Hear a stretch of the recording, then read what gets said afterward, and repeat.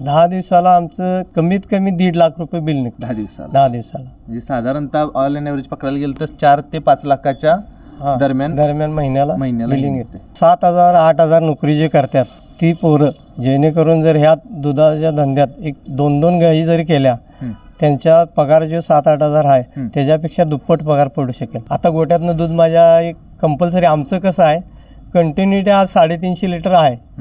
एका खाजगी कंपनीत नोकरी करणाऱ्या व्यक्तीने 2 जनावरांवर आपल्या दुग्ध व्यवसायाला सुरुवात केली. कंपनीत नोकरी करताना मिळणारा पगार आणि दुग्ध व्यवसायातून मिळणारे उत्पन्न या दोन्हींची तुलना केली असता दुग्ध व्यवसायातून मिळणारे उत्पन्न हे अधिक होते. त्यामुळे या व्यवसायाला वेळ द्यायला हवा, हा व्यवसाय वाढवायला हवा, यासाठी या व्यक्तीने स्वतःची नोकरी देखील सोडली. ही कथा आहे शिरोळ तालुक्यातील धरणगुत्ती गावातील रमेश लंगरे या दूध उत्पादक शेतकऱ्याची. रमेश लंगरे यांनी 2 जनावरांवर चालू केलेला हा दुग्ध व्यवसाय हळूहळू इतका वाढवत नेला की आज त्यांच्या गोट्यामध्ये जवळपास 50 जनावरे पाहायला मिळतात. आपली 2 मुले आणि पत्नी यांच्या साथीने रमेश लंगरे यांनी या दुग्ध व्यवसायाची वाटचाल अगदी जोमाने केली आहे. आज या दुग्ध व्यवसायातून महिन्याकाठी लाखो रुपये कमावणाऱ्या रमेश लंगरे यांची स्टोरी जाणून घेऊयात आपल्या गोकुळ कट्ट्याच्या माध्यमातून.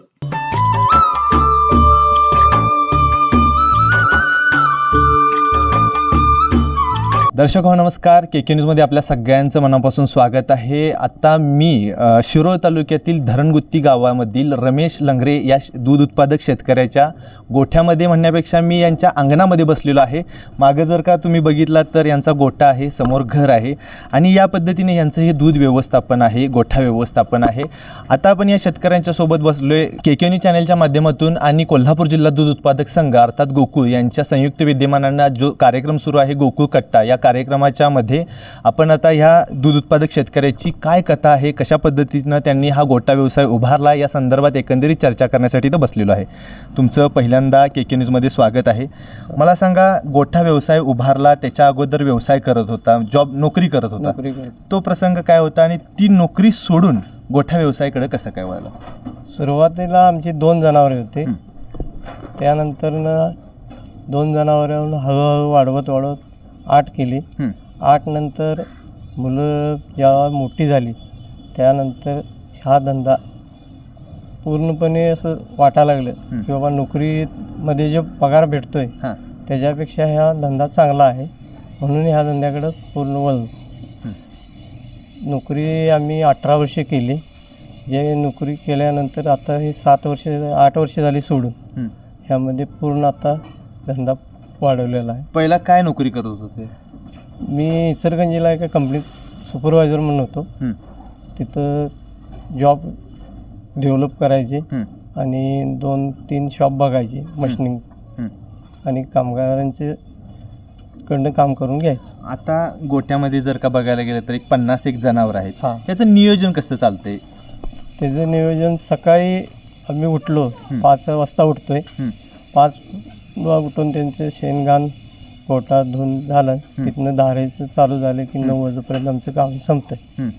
तिथनं परत 9 नंतर काम संपलं की दुपारच्या वेळेत परत शेतात जातो आणि आमच्या गोट्यावर बाहेरचा गडी कुठलाच नाही.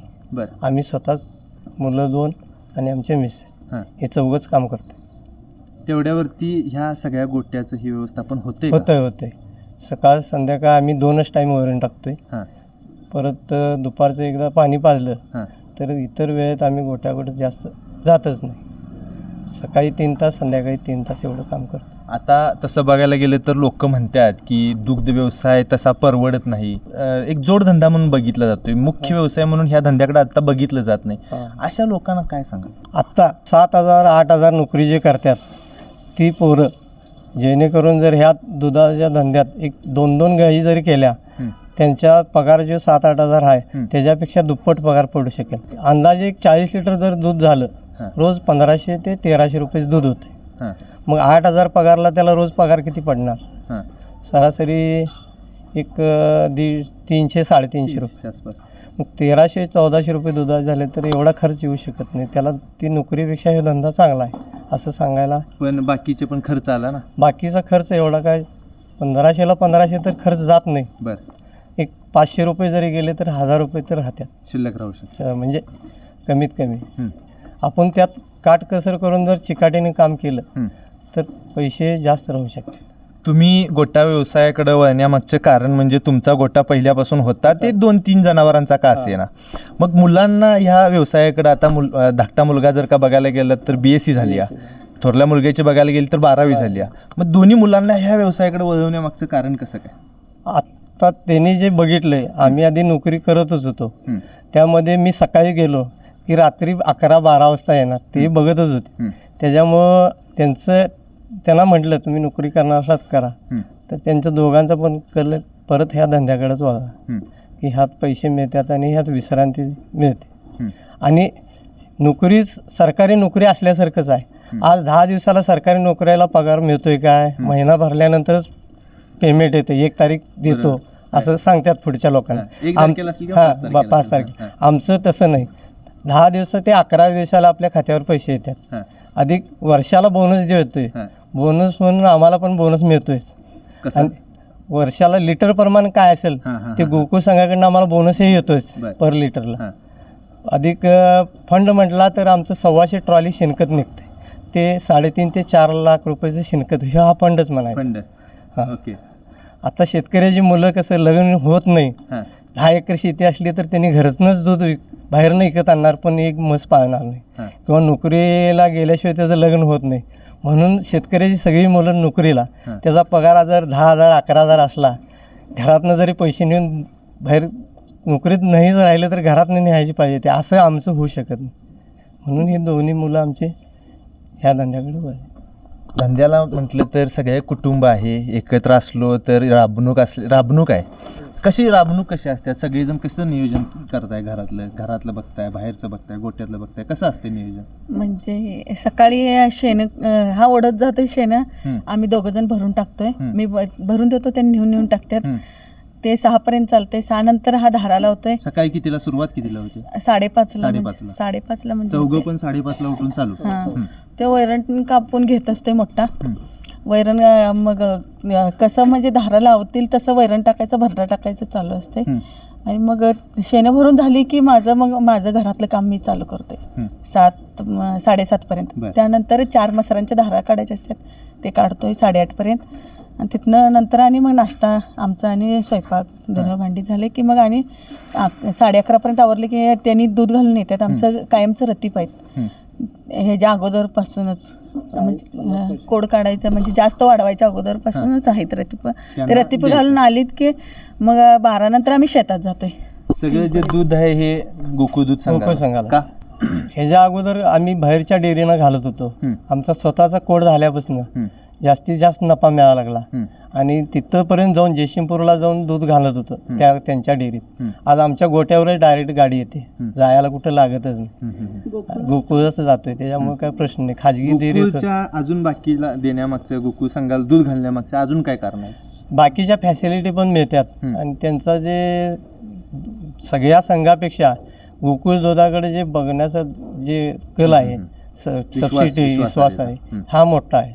बरोबर. आणि आजपर्यंत गोकुळ संघासारखं बाकीच्या संघात जे काय मिळते ते तसं मिळत नाही. इतर सेवा मिळत नाही. हां, तर मला तुझा सगळ्यात महत्त्वाचा तुला प्रश्न आहे. BSc केली आज, लोक BSc करून आता मुलं आपला गाव भाग, बरोबर आहे, गाव भाग आहे, गावाकडचे आहे आपण. BSc करायची, पुण्यासारख्या, मुंबईसारख्या किंवा गोव्यासारख्या ठिकाणी जायचं, 15,000 20,000 25,000 नोकरी आहे, पगार पडतोय. मग तू ते सगळं सोडून कलाटणी मारून इकडं कसं काय? मला ते जॉब करताना 8-10 तास तिथं असं कोंडून ठेवल्यासारखं विषय ते नकोच म्हटलं. त्या डायरेक्ट आहे ते ह्याच्यात बिझनेसमध्येच गाईच्या ह्याच्यात. आता इथलं जे नियोजन आहे हे किती तास सकाळी, आता दिवसभरात किती तास राबायला लागते? सकाळी एक 3 तास, संध्याकाळी 3 तास. हां, झालं, त्यावर काही नाही. आणि तिकडचं जर काही म्हणजे MIDC असेल किंवा कंपनी असेल, फार्मसी, काही ह्या एक केमिस्ट्री करून जे काही करता येत होतं ते करायला, त्याला काय असते? त्याला जॉबला 8 तास जायलाच लागले असते. हां, सगळं आवरून ज्या त्या टायमिंगला. हां, मग ते काय विषय हेच नाही, मग त्यामुळे ते नकोच म्हटलं मी. बरं. हा या धंद्यातच. किती वर्ष झालं BSc हो? माझी 2 वर्ष झाली 2 वर्ष. पूर्ण. दादा काय सांगाल अजून तुमचं जर का बघायला गेलं तर हे सगळं आहे बरोबर आहे. गोटा व्यवस्थापन माणसं म्हणतात परवडत नाही, हे परवडते का नाही? धंदा परवडतोय. हां आपण जे कसं नियोजन करेल त्याच्यावर हे धंदा परवडतो. काय नियोजन करायला काय करायला पाहिजे? नियोजन घरचं वैरण आणि वैरण भरडा त्यांना वेळच्या वेळ दिला तर ते जनावर आपल्याला पुरेपूर दूध देऊ शकतात. सगळ्यात माझं अजून एक महत्त्वाचं आहे, चाऱ्याचं नियोजन कसं करताय? चाऱ्याचं नियोजन आम्ही आमच्या शेतातलं 1.5 एकर हत्तीघास आहे, परत 1-2 एकर ऊस घालवत नाही फॅक्टरीला, ते ऊस तोडून आम्ही जनावरांना घालतोय. आज फॅक्टरीला ऊस घालायचं नसते म्हणतात जनावर. नाही आम्ही ऊस एक 8 ते 9 महिन्याचा ऊस कुट्टीत कायम ऊस वापरतोय. त्याच्यामुळं जनावरांची तब्येत चांगली राहते आणि पोट भरण्याचं प्रमाण म्हणजे दोनच वेळा वैरण टाकतो, सकाळी एकदा आणि संध्याकाळी एकदा. त्यानंतर जे काय वैरण कुट्टीत आहे हत्ती घास, ऊस आणि मका. वैरणीचं आता तुम्ही सांगितलात की सकाळी एकदा आणि संध्याकाळी एकदा 2 वेळेला. काही जण कसं करतात 2-2 तासाच्या टप्प्यानं वैरण पाणी याचं नियोजन ठेवतात. मग ते करण्यातला आणि हे करण्यातला फरक काय? 2 वेळा वैरण सकाळी एकदा खाऊन बसली की कमीत कमी 10 तास जनावर बसलं पाहिजे रवतीला, तर त्याचं दूध वाढलं जाते. आणि एक 70 लिटर पाणी प्यायला लागतं. एका वेळेला 35 लिटर तर पाणी प्यायला पाहिजे. तेवढं प्यायला की त्यांचं दुधाचं जे ॲव्हरेज आहे ते येतंच, त्यात काय कमी होतच नाही. आणि रवतीला 10 तास बसल्यामुळे दूध पण जास्त देतात. सारखी वैरण टाकली की जनावर उभा राहते, नुसताच वैरण खाताय आणि त्यांना दूध जास्त मिळतच नाही. पण वैरणीला खर्च परवडत नाही. त्याच्यामुळे शेतकऱ्यांनी म्हणतात आम्ही त्यांनी 4 बिंड आणतात, त्यात आमची 2 जनावर जगतात. त्यांनी एका म्हशीला 4 बिंड दिवसात टाकतात, तेव्हा आम्हाला 4 जनावराला पुरवलं एवढं चारा त्यांनी वापरतात. सगळ्यात महत्त्वाची गोष्ट सांगायची झाली तर लंगारे साहेब जे आहेत त्यांनी त्यांच्या गोठ्यातली जी काही जनावरे आहेत ती नवीन उद्योजक म्हणा किंवा हे दूध उत्पादनाकडे अनेक तरुणांनी वळायला पाहिजे. त्यासोबत त्यांचे ह्या मुलांचे जे मित्र आहेत त्यांना सुद्धा काही तुम्ही दिलेलं आहे. त्याचं काय सांगायचं मला? एक सर्वसाधारण 25 पिल्ली आम्ही तसंच दिल्यात. बरं. ते आता मुलं नेऊन जे शेतामध्ये कामाला किंवा बाहेर कामाला होती, आता ती प्रत्येक मुलं कमीत कमी 2, 3, 4, 5 पर्यंत असं गोटा करून त्यात उभा केल्यात. आणि त्यांना ते गोडी लागली गोट्याची, ते पण पोरं आता आहेत, चालू केलेत गोटी. बरं. आता त्यांना जे दिलेलं आहे, आता कसं आहे आपल्याकडं आपल्या भागामध्ये येतावरती देतात, ते कसं दिलेलं आहे तुम्ही? आम्ही काय नाही तसंच दिलेलं आहे. त्यांच्याकडनं काय परत घ्यायचं किंवा पैसे घ्यायचं असं नाही. जेणेकरून ह्यातनं ती पोरं हौसनं आता म्हणतात की तुमच्या इथनं पिल्लू नेल्यावर आमचा गोटा उभा राहिला आणि आमचं सुरुवात झाली. म्हणजे त्यांच्या एका व्यवसायाला उभारी मिळाली. अशा काय मित्रांना दिलेत का आपल्या? हो, गावात दिले. आम्ही 3 दिवस ते गैरास त्या कालवड्यासने दूध पाजवते आणि ते पिल्लू तसंच फुकट देते. फुकटच दिलेले.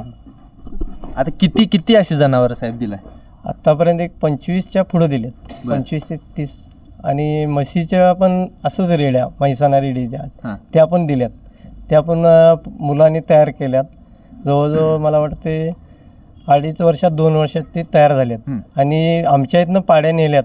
ती 9 महिन्यात ती पोरं म्हणजे पूर्ण पाडी तयार करून व्यायला झाल्यात.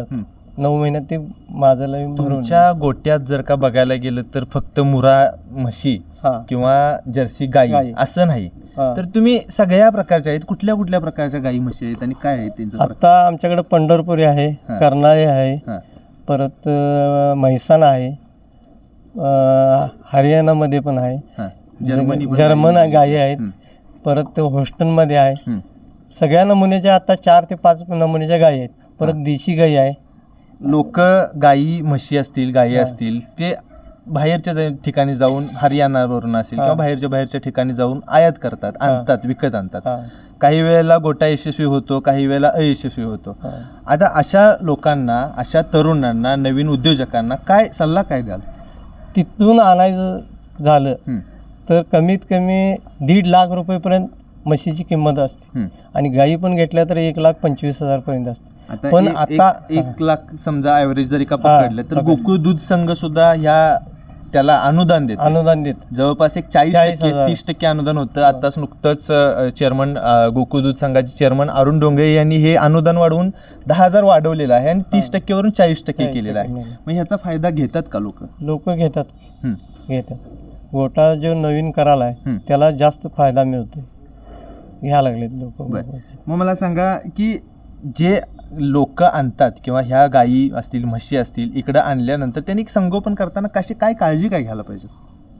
ते आणल्यानंतर कसं होतंय, ह्या नवीन आणलं की गोट्यात दूध असतंय तोपर्यंत लोक ते गोट्याकडे लक्ष असतंय, आणि ज्याला मागं दूध कमी झालं की त्या जनावरांच्याकडे भरडा बघण्याचा दृष्टिकोन, म्हणजे आता गोट्यातनं दूध माझ्या एक कंपल्सरी आमचं कसं आहे, कंटिन्युटी आज 350 लिटर आहे. हे कधी म्हणजे रोजच्या रोज एवढं डेली गेलं पाहिजे असं मागं पुढं आम्ही केलं आहे. त्यांनी जे आणतात ते गोटा बंद व्हायचं कारण म्हणजे पहिल्यांदा आणली 4 आणली की 4 एकदम येतात, त्यानंतर तिथं थांबते दूध. आता थांबल्यानंतर- आता दूध किती लिटर जाते? आमचं आता 350 लिटर गाईचं जाते, 90 लिटर म्हशीचं जाते. एकूण एक जर बघायला गेलं तर 400 लिटरच्या आसपास आहे दोन्ही ॲव्हरेज. ॲव्हरेज. उत्पन्न जर का बघायला गेलं तर महिन्याचं बिल किती येतं आमचं म्हणजे आठवड्याला म्हणजे 10 दिवसाला म्हणूयात आपण 10 दिवसाला आमचं कमीत कमी 1.5 लाख रुपये बिल निघते 10 दिवसाला. 10 दिवसाला. म्हणजे साधारणतः ऑल अँड ॲव्हरेज पकडायला गेलं तर 4 ते 5 लाखाच्या दरम्यान महिन्याला बिलिंग येते. बरं. त्याच्यामुळं काय 5 लाख आणि खर्च जो येणारा खर्च जो आहे की कमीत कमी 50% जरी पकडला तरी पण चालते. आम्ही घरनंच करतोय पण 50% खर्च धरला तरी पण काय हरकत. म्हणजे बाकीचे जर का कोण व्यवसाय म्हणून करत असेल तर चालते. ओके. तर ही स्टोरी जर का बघितला तर आता मी इथून मागच्या ज्या काही स्टोऱ्या घेतल्या तर तिथं भैया लोक असतात, भैया लोक काम करत असतात आणि एक व्यवस्थापन म्हणून आपण स्वतः व्यवस्थापन करत असतो.